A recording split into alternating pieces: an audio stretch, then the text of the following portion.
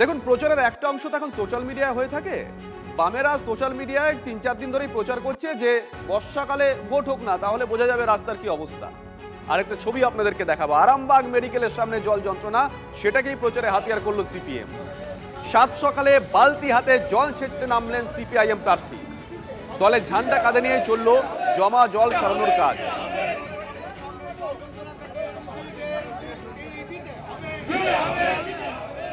আমরা তো প্রকৃতপক্ষে বলতে গেলে কি আমরা ভোট প্রচারের জন্যই বেরিয়েছি, ভোট প্রচারে আমরা সবসময় বেরিয়ে পড়ছি।